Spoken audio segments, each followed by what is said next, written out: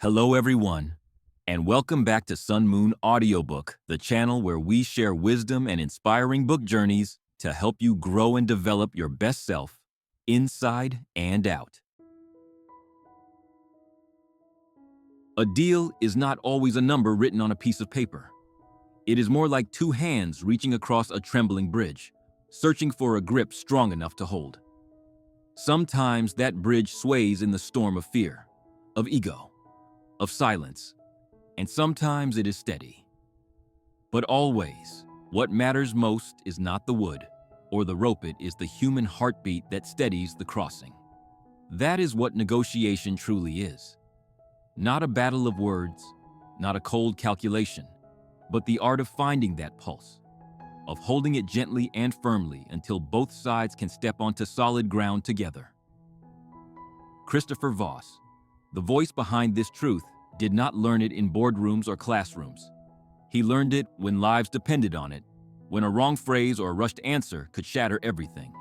As a former FBI hostage negotiator, his days were filled with voices on the edge: kidnappers, bank robbers, desperate souls whose choices held other lives captive. Imagine a world where your job was to talk someone back from chaos, to weave words that could save a stranger's child, or bring a father home. From that crucible of intensity, he emerged not with cold formulas, but with a way of speaking, listening, and understanding that could soften walls of steel. That is why this message matters, because if the same strategies that disarmed a man with a gun can also open a stubborn door in your own life, then perhaps negotiation is not just about transactions. Perhaps it is about transformation. And the first truth Voss offers is simple but profound. Never split the difference. It sounds almost rebellious, because we are taught from childhood that compromise is noble, that meeting in the middle is fair, that giving up half is a sign of maturity. But what if giving away half means giving away the heart of what matters to you? Imagine asking for your child's safe return and agreeing to half. Imagine demanding dignity at work and accepting less because you feared being seen as difficult. Splitting the difference often feels safe, but it is rarely wise. It can leave both sides dissatisfied, clinging to fragments instead of solutions. Voss teaches us that what we really seek is not a middle ground, but a deeper ground, a place where understanding grows roots, where both can win because both are truly heard. That is why listening becomes the most powerful weapon. Not the listening we pretend to do while rehearsing our next sentence, but the kind of listening that feels like leaning forward into someone's world. In hostage rooms and corporate boardrooms alike, Voss discovered that people reveal themselves in rhythm, in sighs, in words repeated like footprints on sand. To hear them is to disarm them. Think of how rarely we feel truly heard. When someone mirrors your words back softly, when they label your hidden fear without judgment, when they create silence so you can fill it with your truth, suddenly the walls fall. This is the heart of tactical empathy, not sympathy that pities, but empathy that sees. It is looking into the shadows behind the demand and recognizing the trembling child of fear, the ache of insecurity, the longing for control. When you name it, the other person feels less alone. And in that aloneness broken, trust begins to bloom. Voss tells us about the gentle art of mirroring, where you repeat the last three words someone says, not like a parrot, but like an invitation. Imagine a bank robber demanding a car and you answer softly, "A car?" That single echo makes him elaborate, explain, unravel the knot of his thought. In everyday life, imagine a partner saying, "I'm just exhausted from everything," and you reflect, "Exhausted from everything?" That moment opens the door wider, letting them walk deeper into honesty. Mirroring is like holding up a still pond in which the other person can finally see their own reflection. It buys you time, but more importantly, it buys you understanding. And then there is labeling, the act of giving the hidden thing a name. Words like, "It seems like you're frustrated," or "It sounds like you feel overlooked." In the darkness of tension, naming the shadow weakens it. People stop resisting when they feel recognized. It is as if someone has stepped into their storm with a lantern, not to chase the thunder away, but to show they are not alone in the rain. That lantern shifts the ground beneath the conversation, moving it from confrontation to collaboration, But negotiation is not just about warmth, it is about control too. Voss speaks of calibrated questions, those open-ended invitations that gently push the other person to solve your problem for you. Instead of demanding, you ask, "How am I supposed to do that?" And suddenly the burden shifts. The other side begins to think for you, to seek a solution that keeps you in the game. These questions sound soft, but they are strong. They are steering wheels wrapped in velvet, guiding the conversation without the harshness of force. In this, the power of no becomes a gift rather than a rejection. We fear the word no, but Voss teaches that when people say no, they feel safe. They feel in control. They stop bracing themselves against your persuasion. A no is not an ending, it is a beginning. It is the doorway to truth, the clearing where real negotiation starts. Imagine the relief in saying no without shame. Imagine allowing others to say it to you and hearing not a slammed door, but a chance to ask, "What about this doesn't work for you?" Suddenly, the conversation breathes again. And then there is the most counterintuitive tactic of all, the power of silence. Silence is not empty. It is heavy. It presses. It invites confession. In the FBI, silence could unravel a kidnapper's defenses. In daily life, silence can draw out the words someone was afraid to share. Think of the last time someone truly paused after your sentence, waiting, giving space. Didn't you find yourself continuing, revealing more than you planned? Silence is not weakness, it is a net that catches truth. There was a moment once when I sat in a quiet cafe, sunlight drifting across the table, and I overheard two strangers negotiating something small but charged. One kept rushing with reasons, filling every pause, almost pleading. The other just sat, calm, steady, letting silence hang like a question mark. And I realized in that moment that the silent one was the one in control. It struck me, almost like a whisper in my own bones, that words can be weapons, but silence can be the battlefield itself. And this is why negotiation, as Voss paints it, is not about winning against another, it is about winning with them. He calls us to abandon the myth of rationality, to remember that people are driven not by logic, but by emotion.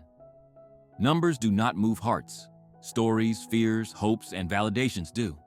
Even in business, even in the highest stakes, it is always about feelings first. You, who are listening right now, know this in your own life. Think of the fights you have had, the requests unmet, the bargains struck in your relationships. Were they truly about facts?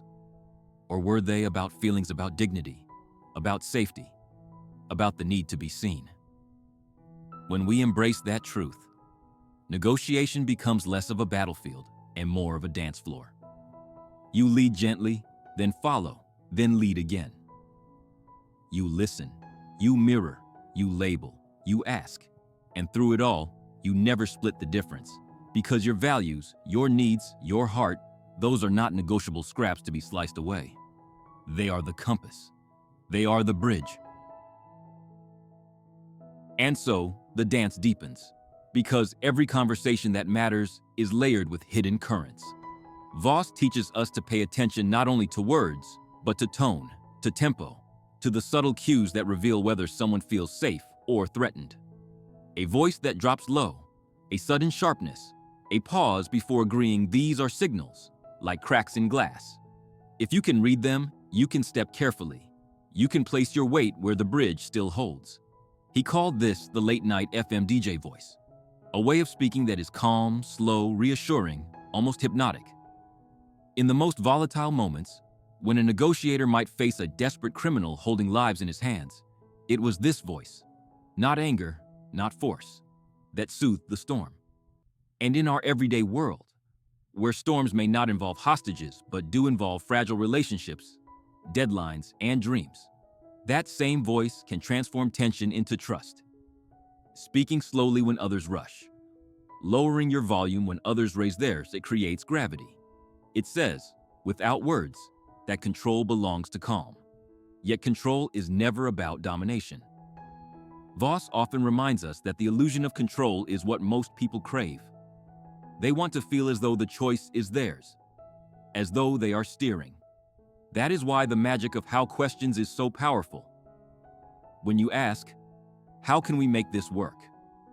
or "How do you see this unfolding?" you hand them the wheel, but you design the road. They feel empowered, but you are guiding them towards solutions that still serve your purpose. It is strategy disguised as surrender, wisdom dressed as curiosity. You are never forcing. You are inviting.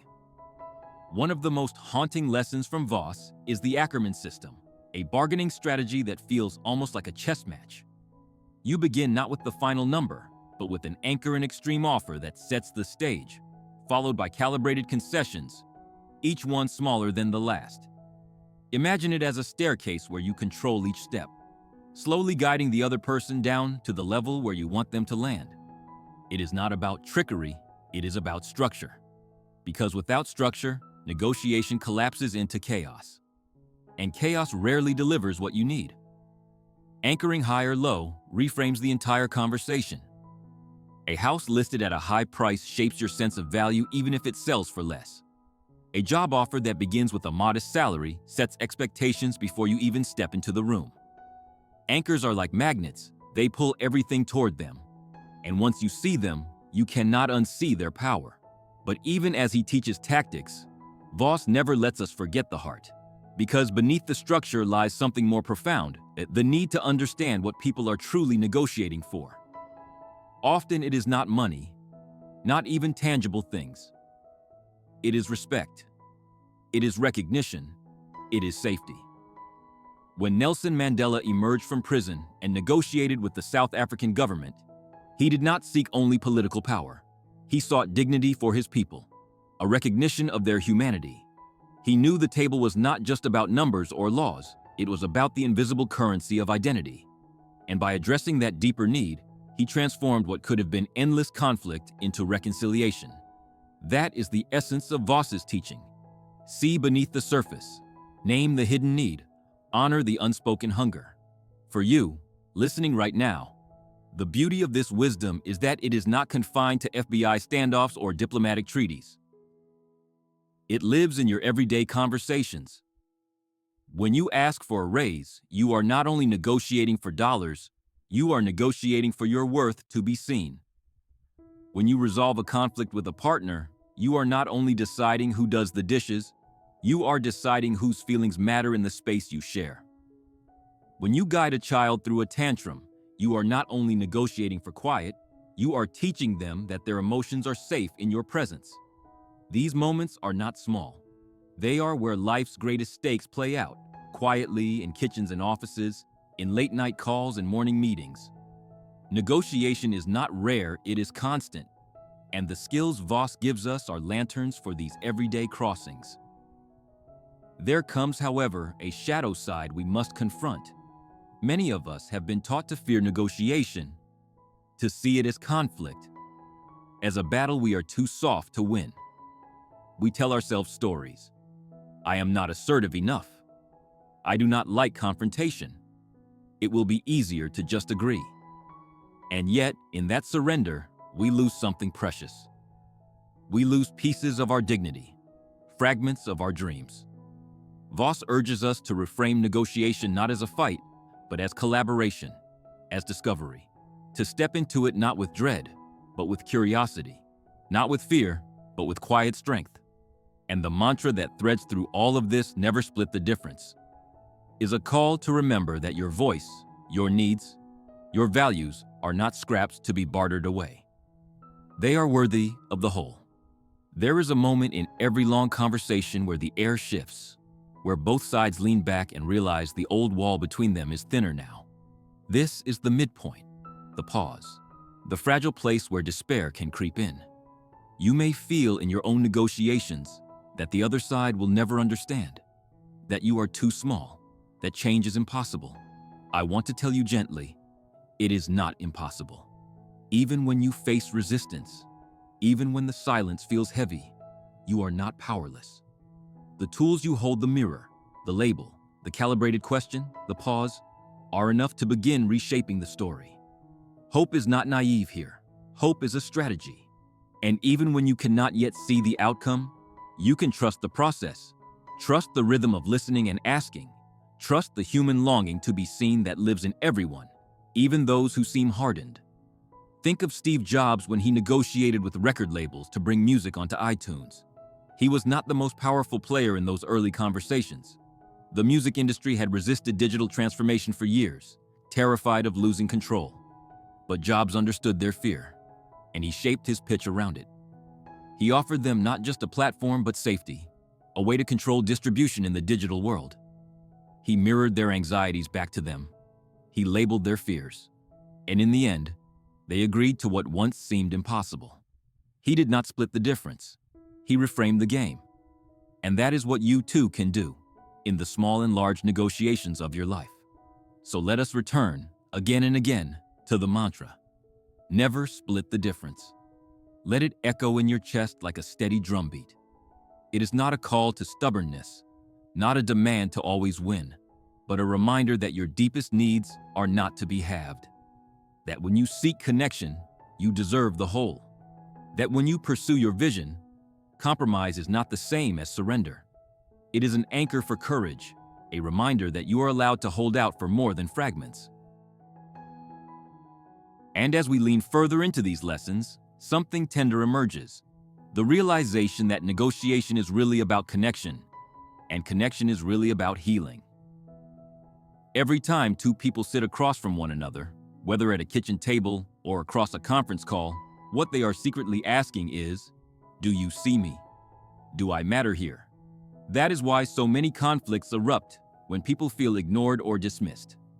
And that is why Voss insists that the secret path to resolution is not aggression, not dominance, but empathy sharpened into skill. Tactical empathy, as he calls it, is both compass and key. It steers you toward understanding while unlocking doors sealed by fear. Imagine walking into a locked room where the air is heavy with suspicion. Most people would try to kick the door open with logic, with facts, with proof. But tactical empathy is like holding a candle to the lock, warming it, loosening it, until the door swings open on its own. This is why the phrase, "that's right," matters so much. When someone says those two words, you know you've reached a hidden summit. That's right is different from your right. One is agreement born of surrender, the other is truth born of recognition. When someone says, "that's right," it means they feel understood, not pressured. It means the picture you reflected back to them matches the one inside their mind. And once you reach that moment, possibilities multiply. Suddenly, they lean toward you, no longer defending their corner, but exploring common ground. Think of how it feels when someone says that to you, not just nodding, not just agreeing out of politeness, but truly affirming that you captured their reality. Doesn't it feel like exhaling after holding your breath too long? That is the power of those two small words, a quiet affirmation that melts barriers. But getting there requires patience, the kind of patience that feels almost radical in a world that rushes everything. Negotiation cannot be microwaved. It must simmer. Voss teaches us the beauty of deadlines, but not the kind of deadlines we dread. Instead, he reveals that deadlines are often illusions, arbitrary pressures that make us act hastily. How many times have you felt cornered by a ticking clock, only to realize later that the clock was not real, that the urgency was manufactured? Kidnappers used it, businesses use it, even friends and family sometimes lean on it. But when you learn to see through the illusion, you reclaim your power. You learn to breathe in the face of false urgency, to pause, to ask one more calibrated question, to hold one more silence. And in that pause, the other side often folds, because most of the time, they are the ones trapped by the deadline, not you. And then comes the delicate art of the black swan. In Voss's world, black swans are not just rare birds, but hidden pieces of information that change everything once revealed.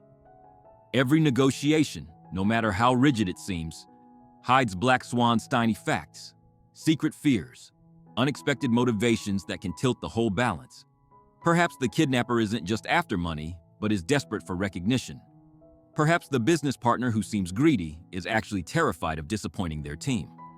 Perhaps the colleague resisting change is carrying the private weight of failure. Discovering the black swan transforms the entire negotiation. Suddenly, what seemed impossible becomes possible because you have shifted from wrestling with shadows to addressing the real source of pain. It is like finding the loose thread in a tightly woven knot. Pull it gently, and the whole knot unravels. But how do you find these black swans? By listening with an ear not just for what is said, but for what is unsaid. By asking questions that draw stories instead of answers. By paying attention to the edges, to the contradictions, to the quiet hesitations. You, listening right now, might think of your own life moments when you assumed someone's resistance was about one thing, only to later discover it was about something else entirely. Maybe the friend who snapped at you wasn't angry about your words, but about the loneliness they carried into the room. Maybe the boss who denied your request wasn't dismissing you, but struggling with their own invisible limits. Black swans live in those shadows, waiting to be seen. And once they are, the conversation tilts, and doors swing open that once seemed sealed. Voss reminds us that this work takes courage, because digging into hidden truths is never simple. It means sitting with discomfort, leaning into tension, trusting that empathy is strong enough to hold even what feels unbearable. But the reward is profound. When you uncover the truth behind the words, you are no longer negotiating against someone. You are negotiating with them shoulder to shoulder, facing the same problem together. That shift changes everything. It transforms a battlefield into an alliance. And perhaps the most liberating truth of all is that you do not need to be perfect at this to begin. Every small use of these tools creates ripples. The first time you mirror, you will feel awkward. The first time you label, it might feel forced. The first time you ask, "How am I supposed to do that?" you may tremble. But each attempt is a step across the bridge. Each imperfect practice teaches you that negotiation is not about flawless scripts, but about authentic presence. It is about daring to pause, daring to listen, daring to name what others hide. Over time, these skills become less like tactics and more like a way of being. They seep into your conversations, your relationships, your self-understanding. They turn arguments into dialogues, standoffs into discoveries, and strangers into allies. The truth is, you have been negotiating all along. Every time you've asked for understanding, every time you've argued for your worth, every time you fought for your dream, you were negotiating. The difference now is that you know you don't have to split yourself in half to be heard. You don't have to settle for fragments of connection when wholeness is possible. You don't have to drown in silence when empathy can lift you out. And as you let these truths sink deeper, as you whisper to yourself the mantra "never split the difference," you begin to carry a new kind of strength. A quiet strength, the kind that doesn't shout but doesn't yield either. The kind that holds out for the whole because it knows the whole is worthy. There is something almost sacred in the way negotiation mirrors life itself, because what Voss keeps reminding us is that people don't want the world, they want to feel safe in it. They don't want endless riches, they want assurance that they won't be left behind. They don't want to crush you, they just want to know they won't be crushed. Beneath the sharpest demands, the angriest voices, the coldest silences, there is almost always a fragile longing. And when you learn to see that longing, you no longer fear the person across from you. You begin to see them not as an adversary, but as another human navigating fear, just as you are. That realization alone transforms your courage, because the battlefield becomes a mirror and you realize you are not fighting against them, but against the illusion of separation. Voss calls attention to the fact that most decisions are driven not by logic, but by emotion, and then dressed in logic afterward. Think of it like painting. Emotion lays down the canvas, raw and uneven, and logic only comes later to frame it in neat lines. If you try to argue with someone purely through facts, you are speaking to the frame while ignoring the canvas. That is why negotiations fail when we pile on statistics or rehearse airtight arguments. People rarely move because they are convinced, they move because they are understood. And when they feel understood, their own logic bends itself to match that new safety. This is why empathy is not weakness, it is strategy. It doesn't just soften hearts, it shapes outcomes. To illustrate this, Voss often returned to hostage cases where the cold numbers never mattered. The money, the cars, the demands, those were just surface. What truly mattered was the emotional undercurrent. A kidnapper holding someone hostage often didn't just want money. They wanted respect, recognition, or even just to feel powerful in a life where they felt powerless. Once those needs were acknowledged and spoken aloud, the negotiation shifted. The tension eased. What had seemed like impossible demands transformed into solvable problems. And this is true in your life as well. When someone in your world seems immovable, it may not be their position that blocks you, it may be the unspoken emotion beneath it. Name it, honor it, shine a light on it, and suddenly movement is possible. One of the most counterintuitive lessons Voss shares is that compromise often kills possibility. Splitting the difference may seem fair, but it often leads both parties to resentment. If two people argue over whether to go north or south, and they compromise by going east, neither reaches their destination. Splitting the difference might feel like peace in the moment, but it often becomes regret in the long run. That is why Voss urges us to dig deeper, to refuse the false safety of the middle, to find the real alignment hidden beneath the surface. It is not about clinging stubbornly to your demand, but about finding the deeper path where both sides can truly win. For a moment, think of how this plays out in your everyday world. How many times have you said yes to something you didn't want just to avoid conflict? How many times have you accepted half when your heart needed the whole? And how many times did that choice leave you with quiet resentment? A bitterness that surfaced later in ways you didn't intend. You deserve more than half. You deserve conversations where both people walk away whole. This is the deeper invitation behind Voss's mantra: never split the difference. It is not about being hard. It is about being whole. There's another truth here. You cannot change someone's mind by telling them they're wrong. You can only change it by walking them to the place where they see for themselves. That is why calibrated questions are so transformative. Instead of saying, "You're being unreasonable," you ask, "How can we make this work?" Instead of insisting, "That's too expensive," you ask, "How am I supposed to afford that?" These questions shift the burden of thought. They invite the other person to solve the problem with you. They make them feel like the architect of the solution rather than the opponent in the fight. And because of that, they let down their guard. They begin to cooperate. They begin to create with you rather than against you. And in this, silence remains your quiet ally. Most of us rush to fill silence, terrified of the discomfort. But silence is where truth hides. If you can sit in it, steady, without panic, you give the other person room to reveal themselves. They will speak again, often giving away more than they intended, showing you the path forward. Silence is not empty, it is a canvas for confession. Use it gently, and it will show you what words could not. You, listening right now, know this already in your bones.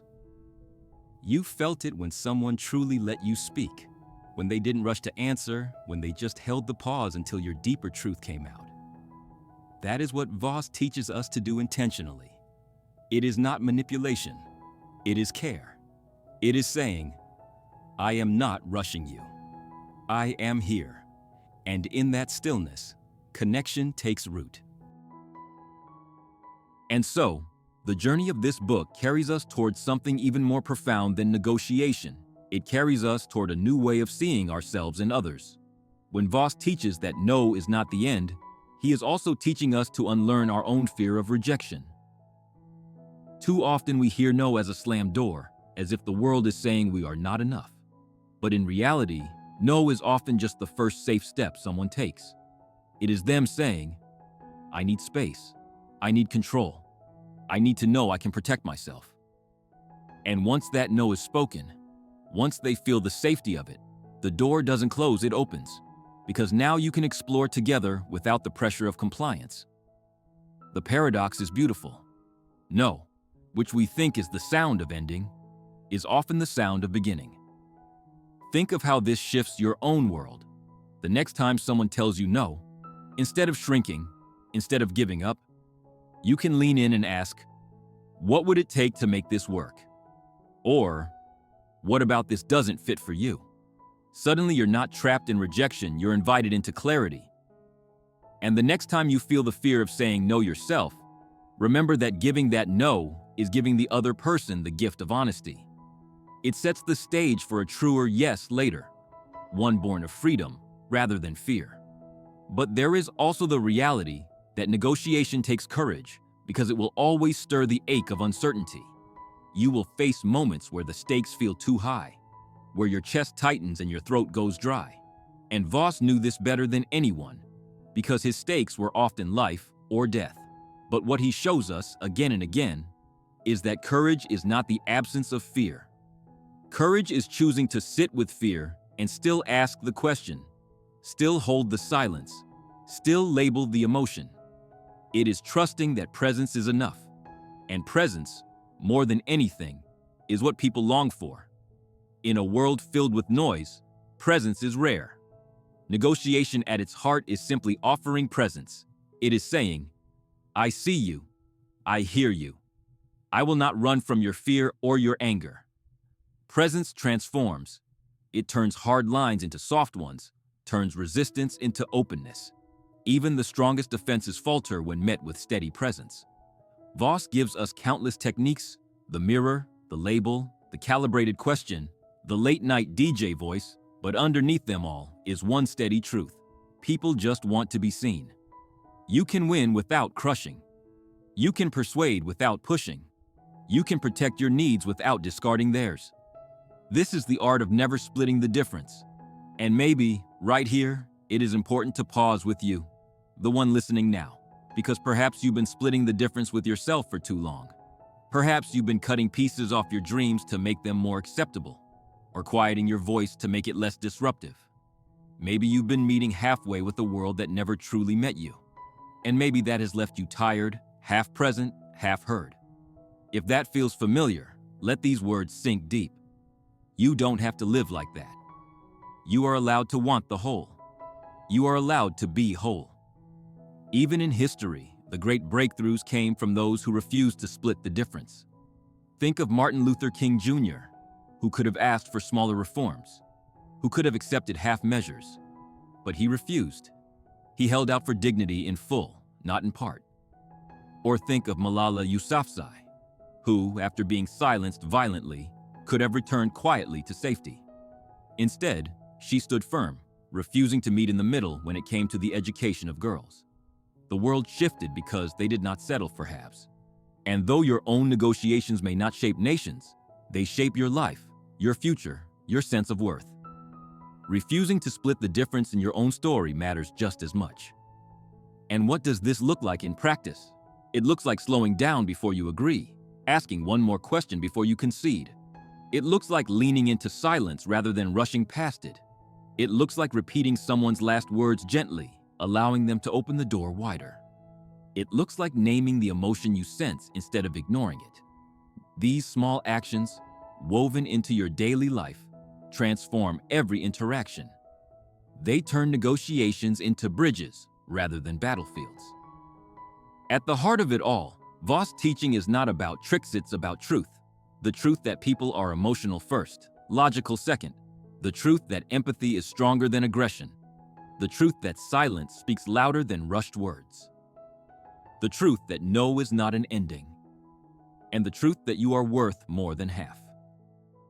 And so, as we approach the closing movements of this long conversation between Christopher Voss and the parts of ourselves that have been waiting to be heard, the teachings take on a deeper resonance. They stop sounding like tactics for negotiation and start sounding like a philosophy for living. Because isn't life itself one long negotiation? Negotiating with fear, with hope, with other people's expectations, with your own voice that sometimes whispers and sometimes trembles. Each day you are asked to step into moments where your needs meet someone else's needs, and how you respond determines whether you shrink or rise, whether you settle or grow. The beauty of Voss' work is that he gives you a language for these moments, a way of entering them without losing yourself, a way of standing steady without turning hard, a way of saying, Through your tone, your questions, your silence, I am here, and I will not disappear just to make this easier. He shows us that negotiation is not about choosing between kindness and strength. It is about discovering that the two can coexist, that empathy can be strategic and strategy can be compassionate. This is not manipulation. It is alignment. Alignment between what you need, what the other person needs, and the hidden truths that bind you together. And maybe this is why the metaphor of the black swan lingers so powerfully, because every conversation hides unknowns, and those unknowns, once revealed, can shift the course of everything. Think about your own life. How many times have you carried assumptions into a conversation, only to be surprised by what you discovered? Perhaps you thought someone was angry at you, but they were really afraid. Perhaps you thought they wanted power, but they only wanted reassurance. Those revelations, those black swans, they're always waiting, but only for those patient enough to listen, curious enough to ask, tender enough to see. There is one final thread that Voss weaves through all of this, and it is perhaps the most challenging. Negotiation is not about you winning. It is about the relationship itself winning. This reframes everything, because when you enter a negotiation determined to dominate, even if you get what you want, you leave scars. But when you enter seeking to understand, to hold steady, to guide gently toward truth, then both sides leave stronger. That strength carries into the next conversation, into the next partnership, into the quiet spaces of trust that build over time. And in the end, is that what we all want? Not just outcomes, but connection. Not just deals, but dignity. If you hold only one mantra from all these pages, let it be this: never split the difference. Repeat it to yourself when you are tempted to give away too much. Whisper it when you find yourself shrinking to keep the peace. Remember it when the world tries to tell you that half of yourself is enough. It is not stubbornness, it is wholeness. It is the decision to no longer walk away with fragments when what you carry in your heart deserves the whole. And yet, let us be gentle here, because holding out for the whole does not mean demanding without empathy. It does not mean refusing to bend. It means listening so deeply that you can see what the other person truly needs, and then shaping the path so both of you can walk away whole. It means remembering that dignity is not a limited resource, that in giving it, you strengthen it in yourself too. As this reflection closes, let me leave you with an image. Imagine standing at the edge of a quiet lake at dawn. The sky is still dark, but a faint light begins to glow on the horizon. You toss a single stone into the water and watch the ripples spread further and further until they touch every corner of the lake. This is what happens when you practice these skills. One mirror, one label, one silence, one calibrated question, they ripple outward.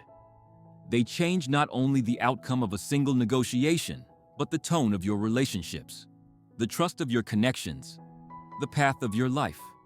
Each ripple is transformation. Each ripple is proof that presence and empathy and courage matter. And now, a gentle invitation. If something here has stirred you, if a phrase or an image has opened something quiet inside, hold on to it. Try it in your next conversation. Practice the pause. Ask the question. Name the hidden feeling. Refuse to split yourself in half. And if this message has touched you, if it has given you strength or hope or clarity, I invite you to share it. Like, comment, subscribe, eyes. Those small actions matter, not just for numbers, but because they are ripples too. When you share your insights, your stories, your reflections, you send ripples into someone else's life. You remind them that they are not alone, that they too can hold out for wholeness, that they too can step onto the bridge with steady hands. Your engagement is not just support, it is participation in a larger conversation about dignity, empathy, and transformation. So let us end here, not with finality, but with the soft beginning of a sunrise. Because that is what this book and this message is about. The courage to let light in, the courage to see differently, the courage to never split the difference again.